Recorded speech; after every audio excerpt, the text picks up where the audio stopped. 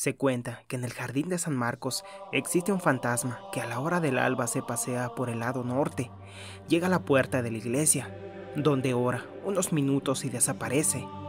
Aún en nuestros días persiste esta creencia, por lo que muchas personas se rehúsan a atravesar el jardín a altas horas de la noche, ya que el mito se ha venido transmitiendo de padres a hijos. Solamente durante la feria de San Marcos es cuando se ve concurrido por las noches.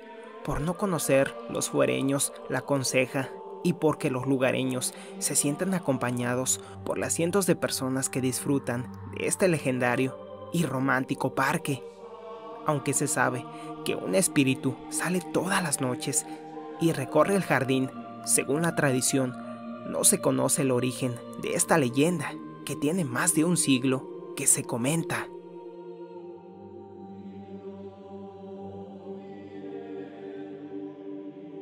Según el profesor Alfonso Montañez, por el año de 1851, llegó a la ciudad de Aguascalientes un grupo numeroso de personas procedentes de Guadalajara, invitado por don Mariano Camino, iniciador de la primera exposición de industria, artes, agricultura y minería que se verificaba en las fiestas sanmarqueñas de este año. Don Felipe Rey González fue uno de los que llegaron a probar fortuna.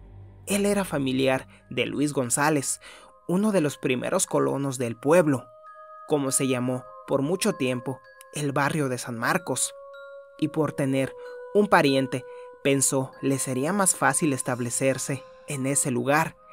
Se inició con una pequeña tienda durante la feria y como tuvo éxito, no dudó en comerciar en abarrotes y radicar por una temporada en esa villa. Como en todo negocio, al principio le fue difícil, pero poco a poco se fue dando a conocer y ya había reunido 8,000 pesos, que sumado a su capital le daban 40 millones. Pensó vivir definitivamente en Aguascalientes. En la calle de la Flora, al lado norte del jardín, construyó su casa, la que por muchísimos años ocuparon los descendientes del señor González. Dice la leyenda que también en el siglo pasado había amigos de lo ajeno y que don Felipe González, temeroso de que alguien le fuera a robar su capital, que ya había aumentado, pues se dedicó a comprar alhajas, así como oro macizo, pensó que en su casa no estaría seguro su tesoro, por saber la gente que don Felipe Rey González tenía mucho dinero, que compraba oro, así como joyas. Varias noches no durmió pensando en dónde guardaría su dinero. No lo comentó ni con su mujer, por el miedo a que ésta tuviera alguna indiscreción con alguien, y pensó que el lugar más seguro sería el jardín de San Marcos. Nadie iba a pensar que en ese lugar se enterrara un tesoro, y mucho menos iban a escarbar para buscar dinero. Y al pie de un gran fresno, entre un gran bosque de rosales, en el ángulo norte y oriente del jardín, una noche oscura, iluminado únicamente por una vela de cebo, la que se le apagaba a cada instante por el aire, don Felipe enterró una caja de lámina y madera, de buen tamaño, en donde había depositado su tesoro. El señor González, que aún tenía su negocio, con frecuencia pasaba frente a su entierro, invitaba a sus amistades a tomar el fresco en el jardín y se sentaba en la balaustrada frente a su caudal de dinero enterrado. Invitaba a sus amigos a charlas, a jugar albures, haciendo apuestas fabulosas, o de perdida entretenerse con la matatena. Así pasó algún tiempo. Un día, un grupo de amigos de don Felipe comenzaron a jugar albures. Todo era alegría y entusiasmo, pero según el relato, alguien hizo una trampa y comenzó el jaleo. Hubo insultos, gritos, y de pronto salieron a relucir las pistolas, y sin más se escucharon varios tiros. La gente se dispersó despavorida. A un hombre que corría por la esquina de Flora y Rivera le alcanzó un tiro que lo dejó instantáneamente muerto. 2 más fueron heridos gravemente. Don Felipe Rey González palideció ante aquel zafarracho y no supo qué hacer. Aterrado, volteaba a ver su tesoro, e inmóvil permaneció un rato en ese lugar, hasta que llegó la policía y sin más se lo llevaron preso hasta que se aclarara aquel pleito donde había un muerto y 2 heridos. Durante algún tiempo, don Felipe estuvo preso. Una de sus más grandes preocupaciones era el entierro que tenía en el jardín de San Marcos, del que nadie estaba enterado. Aquello lo hizo enfermarse gravemente.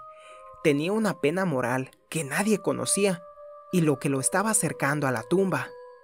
El señor González se encomendó a la Virgen del pueblito, le ofreció parte de su tesoro, así como una misa solemne de 3 padres, orquesta y cohetes, si salía de aquel tormento, y continuaba con su vida normal, ya que él no había sido culpable del pleito entre sus amigos. Un buen día, sin más ni más, le notificaron a don Felipe Rey González que salía por falta de méritos. No lo podía creer. Se pellizcaba para ver si no soñaba, y al estar frente a la puerta de salida del reclusorio y ver a su familia y amigos, no pudo más que ponerse a llorar. Antes de llegar a su casa, pidió bajarse en el jardín de San Marcos. Caminó por el lado norte hasta llegar a su rosal consentido, en donde estaba enterrado su tesoro, para después disponerse a llegar a su casa, en donde le esperaba una fiesta que le habían organizado sus amigos. Al pasar los días de euforia, tranquilidad y alegría, don Felipe continuó con su vida cotidiana. Hablaba de lo bien que le hacía caminar por el jardín, sentarse en la balaustrada a recibir el fresco y escuchar el trino de los pájaros. Y sus amigos llegaban a jugar albures en aquel lugar de reunión que había hecho don Felipe Rey González. Pasado algún tiempo, el señor González volvió a estar muy enfermo. No levantaba la cabeza. Lo único que lo hacía revivir era dar una vuelta por el jardín, lo que pedía mañana y tarde. Pero llegó el día en que el pobre hombre no podía caminar. Había perdido el aliento hasta para hablar, y así le fue apagando la vida. Antes de morir, quiso hablar con su mujer, pero ya no pudo. Le señalaba el jardín, el templo, pero nadie entendió lo que era su última voluntad. El ofrecimiento que le había hecho a la Virgen del pueblito nunca lo cumplió, y con ese remordimiento se fue a la tumba. Según la historia, nadie supo del tesoro. No se sabe si alguien lo encontró o todavía se encuentra sepultado en ese lugar, pero sí que después de su muerte, los vecinos aseguraban que se aparecía todos los días a la misma hora en el jardín de San Marcos, que se le veía caminando por el lado norte, llegaba a la puerta de la iglesia de San Marcos y desaparecía. Y así nació la consejera del fantasma del jardín, de la que todavía se habla, sin saber cuáles fueron los orígenes de ella.